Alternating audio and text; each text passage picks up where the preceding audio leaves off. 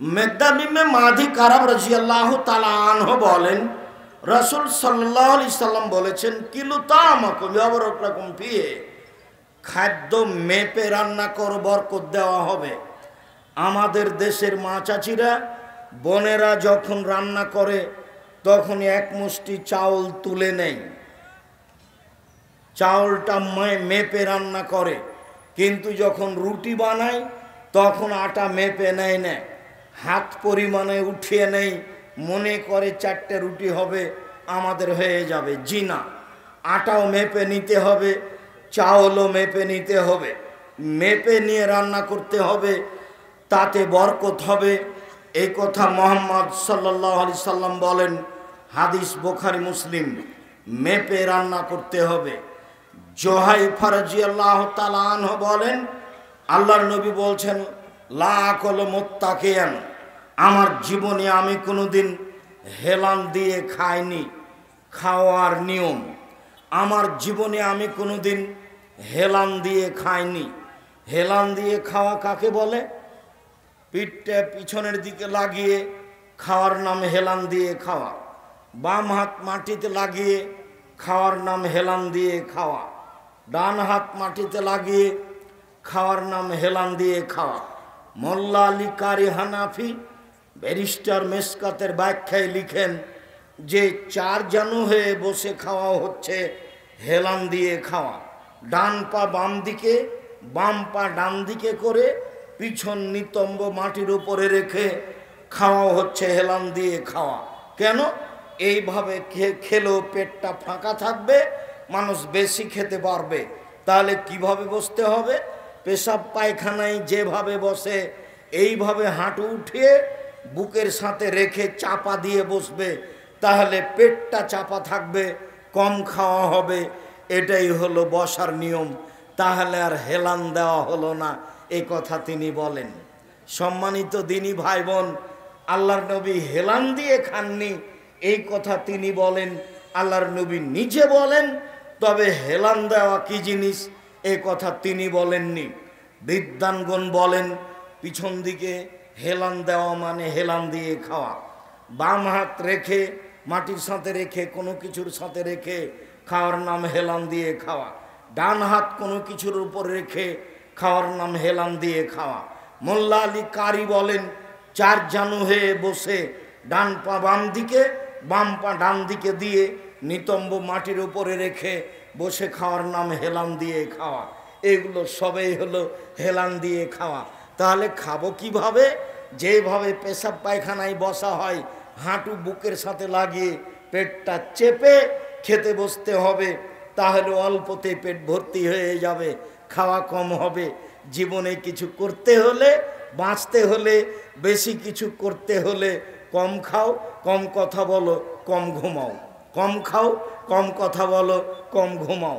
কম খায় যে কাজ করবে সে, কম কথা বলে যে কাজ করবে সে, কম ঘুমায় যে কাজ করবে সে।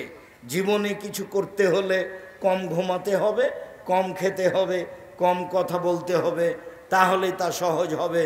সম্মানিত দিনী ভাই বোন, আমি আপনাকে কথা সংক্ষিপ্ত করে এই অংশে চলে এসে বলি। খাওয়ার শুরুতে বলেছিলেন বিসমিল্লাহ, তাহলে মাঝে মধ্যে কিছু বলবো নাকি? যারা তাবলিগ করে তারা বলে যখন খেতে থাকবে নিবে, প্রয়োজন আছে ততক্ষণ বলবে সুবহানাল্লাহ, আর যখনই বলবে আলহামদুলিল্লাহ তখন মানে হলো আর নিবে না। জি না, এটা নয়। আবু হুরায়রা রাদিয়াল্লাহু তাআলা আনহু বলেন, আল্লাহর নবী বলেছেন, ইন্নাল্লাহা লা ইয়ারজা আলাল আবদে ইয়াকুলুল আকলাতা ফায়াহমাদাহু আলাইহা, নিশ্চয় ওই পুরুষ নারী দাস দাসী খায়, খাওয়ার মাঝে মাঝে আলহামদুলিল্লাহ বলে, আল্লাহ তার উপরে সন্তুষ্ট হন।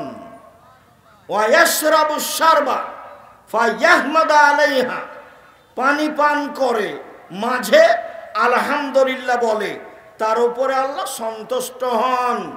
তাহলে পানি 3 শ্বাসে পান করতে হয় বা 2 শ্বাসে পান করতে হয়, একটানা পান করবেন না।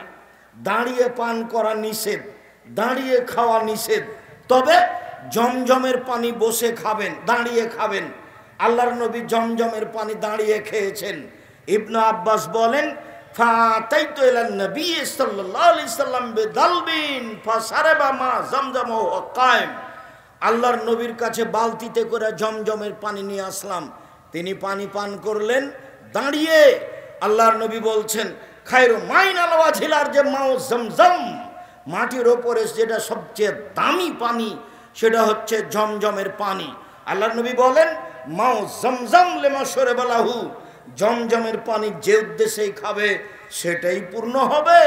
আবু জার গেফারি রাদিয়াল্লাহু তাআলা আনহু বলেন, আমি একটানা 19 দিন জমজমের পানি খেয়ে থাকলাম, কোনো খাদ্য খাইনি। তাতে সাওকানাত বাতনি, আমার পেটটা মোটা হয়ে যায়, চামড়া জড়ো জড়ো হয়ে যায়। তমতামিন ও সাকম ও সেফা ও সাকমিন। আল্লাহর নবী বলছেন, জমজমের পানি খাদ্যের খাদ্য, জমজমের পানি রোগের আরোগ্য। জমজমের পানি একটা খাদ্য, জমজমের পানি হচ্ছে ঔষধ। আল্লাহর নবী জমজমের পানি দাঁড়িয়ে পান করলেন। সাথে সাথে বললেন, আল্লাহর নবী নিষেধ করেছেন পাত্র উল্টিয়ে খেতে। ছোট যেগুলো পানির বোতল সেগুলো উল্টিয়ে খেতে পারেন। যে বোতলের পানি একবারে খেতে পারবেন না, কয়েক শ্বাসে খেতে পারবেন না, এই বোতল খুলে এইভাবে উল্টিয়ে খাওয়া নিষেধ। পাত্র উল্টিয়ে খাওয়া নিষেধ, দাঁড়িয়ে খাওয়া পান করা নিষেধ। দাঁড়িয়ে খেলে পান করলে বমন করে দিতে হবে, এই কথা এসেছে। বমন না করলেও খাওয়া অপছন্দ, পান করা অপছন্দ দাঁড়িয়ে। সম্মানিত দিনী ভাই বোন, 3 শ্বাসে পানি পান করবেন। আবু আইয়ুব আনসারী রাদিয়াল্লাহু তাআলা আনহু বলেন, এই অংশ খুব গুরুত্ব সহকারে শুনবেন। যারা দোকানপাটে দাঁড়িয়ে আছেন, দাঁড়িয়ে থাকলেও কিছুক্ষণ এই দিকে লক্ষ্য করেন। যারা চলমান আছেন তারা একটু দাঁড়িয়ে কথাগুলি খেয়াল করেন। আবু আইয়ুব আনসারী বলেন, আল্লাহর নবী যখনই খাওয়া শেষ করতেন, যখনই পান করা শেষ করতেন, তখনই বলতেন, আলহামদুলিল্লাহিল্লাযী আতআমা ওয়া সাকা ওয়া সাওয়াগাহু ওয়া জাআলা লাহু মাখরাজা। ওই আল্লাহর প্রশংসা যে আল্লাহ খাওয়ালো, পান করালো, সুন্দরভাবে পেট থেকে বের করে দিল, সে আল্লাহর প্রশংসা। ওমামা বাহেলি রাদিয়াল্লাহু তাআলা আনহু বলেন, আল্লাহর নবী যখন খাওয়া শেষে দস্তরখান উঠাতেন তখন বলতেন, আলহামদুলিল্লাহ হামদান কাসিরান তাইয়িবান মুবারাকান ফি গায়রা মাকফিন ওয়ালা মুআদ্দাইন ওয়ালা মুস্তাগনান আনহু রাব্বানা। ওই আল্লাহর প্রশংসা, আল্লাহর প্রশংসা খুব, আল্লাহর প্রশংসা বরকতময়, মঙ্গলময়। হে আল্লাহ, তোমার এই খাদ্য থেকে আমি নিজেকে মুখাপেক্ষীহীন মনে করতে পারি না। আল্লাহ, আমি তোমার এই খাদ্য থেকে নিজেকে সরাতে পারি না। আল্লাহ, তোমার এই খাদ্য আমি ত্যাগ করতে পারি না। খেতে বসে আল্লাহ রাসূল বলতেন, আল্লাহুম্মা বারিক লানা ফিহি আতিমনা খায়রান মিনহু। আল্লাহ, যে খাদ্য এখন দিয়েছো তাতে বরকত দাও, এরপরে যেটা খাদ্য দিবা সেটা তার চেয়ে যেন ভালো হয়। সম্মানিত দিনী ভাই বোন, আনাস রাদিয়াল্লাহু তাআলা আনহু বলেন, আল্লাহর নবী বলেছেন, মান কালা বাদাল আকলে, যে ব্যক্তি খাওয়া পান করার পরে বলবে, এখন যেটা বলতে যাচ্ছি এটা একটা ব্যতিক্রম দোয়া। খাওয়ার শেষে এই দোয়া পড়লে যে অতীতের সব পাপ ক্ষমা হয়ে যায়, এটা একটা ব্যতিক্রম বিবরণ। আল্লাহ নবী বলছেন, কেউ যদি খাওয়ার শেষে বলে, আলহামদুলিল্লাহিল্লাযী আতামানি হাজা তুআমা ওয়া রাযাকানিহি মিন গায়রি হাওলিন মিন্নি ওয়ালা কুওয়া, সে আল্লাহর প্রশংসা। যে আল্লাহ এই খাদ্য খাওয়ালো, যে আল্লাহ নড়াচড়া করা শক্তি নেই এর সত্ত্বেও আমাকে খাওয়ালো, পান করালো, সে আল্লাহর প্রশংসা। এটুকু পড়লে গোফের আল্লাহ মা তাকাদ্দামা মিন জামবিহি, আগেকার সব পাপ ক্ষমা। আব্দুর রাজ্জাক সাহেব, এত দোয়া কি আর আমরা জানি? প্রচলিত সালাত আর আব্দুল্লাহর আম্মার লিখা সম অধিকার নয়, মর্যাদা চাই। আমরা মহিলা সম অধিকার চাই না, আমরা মর্যাদা চাই। আব্দুল্লাহর আম্মার লিখা কেন এই নির্যাতন, কি তার প্রতিকার? আমরা মহিলা মানুষ কেন নির্যাতিত হব, এর প্রতিকার কি হতে পারে? কবর থেকে মমর্ষ পর্যন্ত, মমর্ষ থেকে কবর পর্যন্ত তারই লিখা। বেগম রোকিয়ার সব কিছু আজকে মানুষের চোখে দর্পণে। বেগম রোকিয়া লিখেছে অবরোধবাসিনী, আমরা মহিলা নাকি অমরোধবাসিনী। তখন আব্দুল্লাহ রহমান লিখেছে কেন হব অবরোধবাসিনী, আমরা কেন অবরোধবাসিনী হব, বইয়ের নাম কেন হব অবরোধবাসিনী। আপনি দিনী বোন, আপনার জন্যই তো এসব বই পুস্তক ছিল। আপনি নিজেকে ভুল বুঝিয়েন না, নিজেকে মুসলমান মনে করে কাজ করতে থাকেন, বলা ভালো হবে। আজকের শেষ হাদিস, আজকের শেষ দোয়া দেখেন তো, এই দোয়া আপনার মনে আছে কি না? আব্দুল ইবনে বুসর বলছেন আল্লাহর নবী আমাদের বাড়িতে আসলেন, এই হাদিসে যে কয়েকটা কাজ প্রমাণ হয় সবটা আপনাকে করতে হবে। ফাক্কাররাবনা ইলাইহি তোয়ামা, তিনি আসলেই আমরা তার কাছে খাদ্য পেশ করলাম, তিনি খেলেন। ফাউতিয়া বিত্তামার, তারপর তার কাছে ফল নিয়ে আসলাম, তিনি ফল খেজুর খেলেন। তারপরে পানি দেওয়া হলো, তিনি পানি পান করলেন। যখন পানি পান করা শেষ হলো, আমার আব্বা তার গাধার লাগামটা ধরে নিয়ে বললেন উদুল্লাহ লানা, আপনি আমাদের জন্য একটু দোয়া করে দেন। তার মানে খাওয়া শেষে যাচ্ছেন, আমাদের জন্য দোয়া করে দেন। মনে হচ্ছে যেন সাপাহার কানসাটের 5 ওয়াক্ত সালাতের পরে দোয়া করে দিতে হবে বাধ্য। আল্লাহর নবীকে বলছেন দোয়া করে দেন। আল্লাহ রাসূল বলছেন আল্লাহুম্মা বারিক লাহুম ফিমা রাযাকতাহুম ওয়াগফির লাহুম ওয়ারহামহুম, আল্লাহ এদের তুমি যে রুজি দিয়েছো তাতে বরকত দাও, তুমি এদের ক্ষমা করো, এদের প্রতি দয়া করো। সম্মানিত দিনী ভাই বোন, মানুষ বাড়িতে আসলে খেতে দিবেন, খাওয়ার পরে ফল দিবেন, ফল শেষে পানি দিবেন, এরপরে মানুষকে দোয়া করার জন্য বলবেন। যাকে খেতে দিবেন তাকে একটু নিজের জন্য দোয়া করার জন্য বলবেন। সংক্ষিপ্ত খাওয়া ও পান করার আলোচনা আপাতত আজকের মতো এখানে শেষ করে আমার দিনী বোনদেরকে 5 ওয়াক্ত সালাত আদায় করার অনুরোধ জানিয়ে, স্বামীকে মেনে চলার অনুরোধ জানিয়ে, বইগুলিও ডান দিকে বইগুলি আছে, দোয়ার বইটাও দেখছি এবং যেটা নামাজের বই সলাতে, আর আব্দুল্লাহর বই আছে মিন্নাতুল বারি, বুখারীর ব্যতিক্রম বাক্য। আর যারা দান করবেন তারা ওই স্টলের সামনে আছে, মাসিক দান দিবেন, বাৎসরিক দান দিবেন। মসজিদ ভিত্তিক আদ-দাওয়া ইলাল্লাহ, মসজিদ ভিত্তিক মক্তব এবং দিন প্রচার, এই কাজে নিজের সন্তুষ্টি প্রকাশ করে আব্দুল্লাহর বক্তব্যের সারমর্ম বুঝে, আব্দুল্লাহর বক্তব্যের সারমর্ম বুঝে তার লক্ষ্য উদ্দেশ্যের জন্য দোয়া করে সহযোগিতার হাত প্রশস্ত করবেন। আর সবাই বইগুলো নিয়ে যাবেন, না হলে মাসিক আল ইতেসাম পত্রিকা ছেড়ে কেউ যাবেন না। যদি টাকা নাই থাকে তাহলে একটা পত্রিকা হাতে করে নিয়ে যাবেন, মাসিক আল ইতেসাম পত্রিকা, এমনি কেউ চলে যাবেন না। এটা দাওয়াতের একটা বড় মাধ্যম। কয়েকটা জিজ্ঞাসা, আব্দুল্লাহর বই আছে মিন্নাতুল বারি, ব্যতিক্রম বই, আর সলাতের ওপরে বই আছে, দুয়ার বইটি আছে। সবাকে আমি বইগুলি সংগ্রহ করার জন্য অনুরোধ জানাচ্ছি।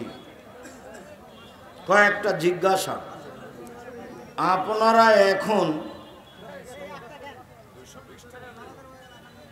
যারা দানে অংশগ্রহণ করবেন তারা যাওয়ার সময় স্টলে দান করে যাবেন। ও অফাকাল্লাহ, সামনে স্টলে আছে, ওখানে লোক অপেক্ষা করছে, আপনি সহযোগিতা করবেন।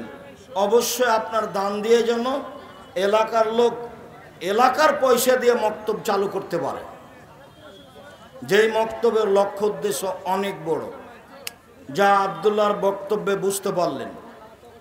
দেশ বিদেশে ঘুরে আমাদের সাথে চলে অল্প সময়ে এই সিদ্ধান্ত নিয়েছে।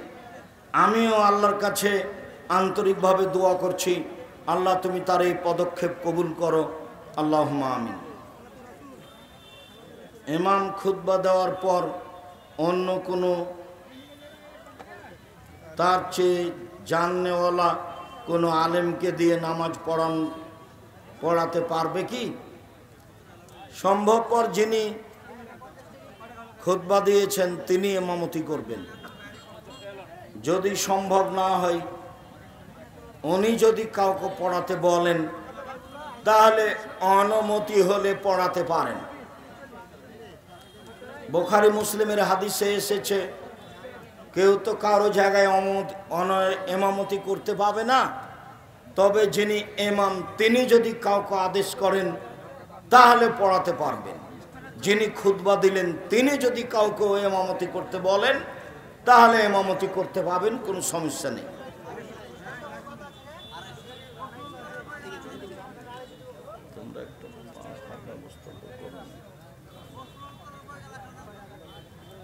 আজকে প্রশ্ন উত্তর আর দিতে চাচ্ছি না, আমার সময় শেষ। আমি অনেক পথ যাব আশা করছি ইনশাআল্লাহ।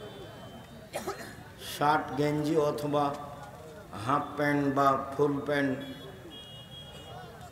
পরিধান করে কি সালাত আদায় হবে? জি হবে। ঢিলা ঢালা হতে হবে আর সলাতের জন্য দুই কাঁধ ঢাকা থাকতে হবে। আমাদের ওয়াক্তিয়া মসজিদে মাঝে মাঝে লোকজনের সমস্যা হয়, এই কারণে আমরা মেহরাব তৈরি করেছি। এটা কি করা যাবে? করে ফেলেছেন, ভাঙিয়েন না। মেহরাব মসজিদে নেই, মসজিদে মেহরাব করতে হবে এর প্রমাণ নেই। আসসালামু আলাইকুম। আমরা একটি সংগঠন করেছি এবং মাসিক কিছু টাকা তুলে যাতে গরিব লোকদের মাঝে বিতরণ করার চিন্তা করছি। করেন, ভালো কথা, সুদের সাথে জড়ায়েন না। আরেকটা কথা ছিল, বেনামাজিকে মারা গেলে তার কাফনের কাপড় দেওয়া যাবে? আরে বেনামাজি তো মাঝে মধ্যে নামাজ পড়ে না, ও কি নামাজকে অস্বীকার করে? বেনামাজি মারা গেলে ও যদি নামাজকে অস্বীকার না করে তাহলে কাফনের কাপড় কিনবেন সে টাকাতে।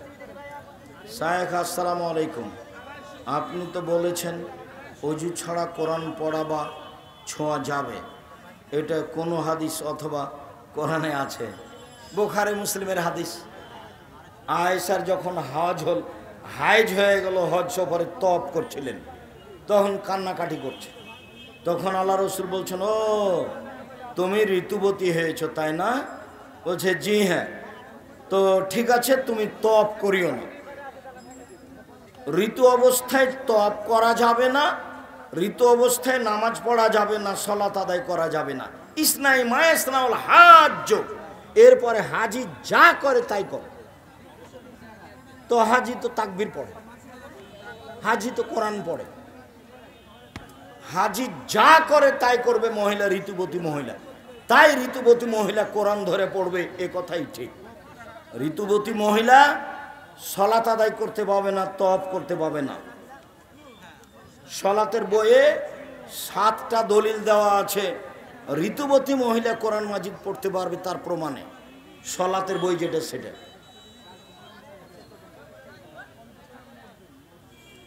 শেখ, আমাদের মসজিদে কিছুদিন আগে 4টি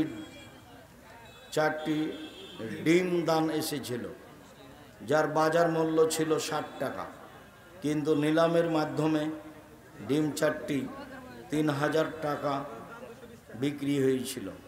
এটা কি শরীয়ত সম্মত?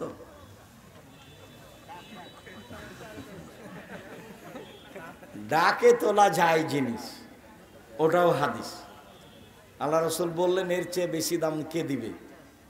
তো সেটা কল্যাণের আশাই করতে পারে, নাজায়েজ নয়। কিন্তু কেউ যদি দেখানোর জন্য কিনে থাকে তাহলে সে ক্ষতিগ্রস্ত। যাবে। সূর্যগ্রহণ বা চন্দ্রগ্রহণের সময় গর্ভবতী মহিলাদের করণীয় কি? সব কাজ করবে। গর্ভবতী মহিলারা সূর্য চন্দ্রগ্রহণে কিছু করা যায় না বললেই সেরে হবে, আর যে কারণে করবে না সেটাই ঘটবে। তখন ছেলে ন্যাংড়া হয়ে যাবে, কানা হয়ে যাবে, টেরা হয়ে যাবে। ওই সময়ে খুব কাজ করবে, সব কাজ করবে ওই সময়ে।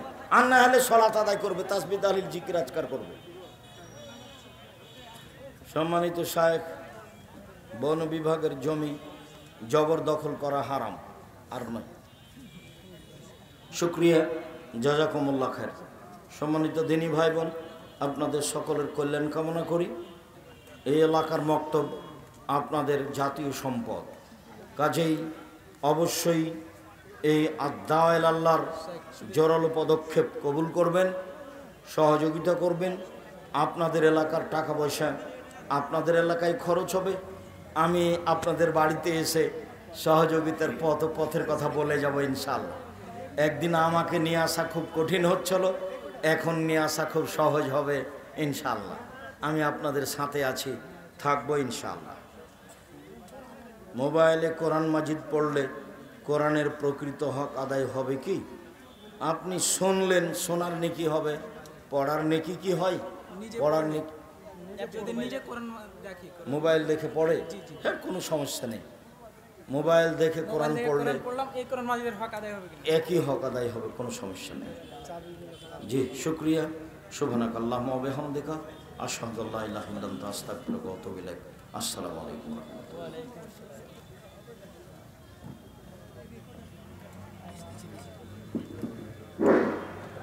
আসসালামু আলাইকুম।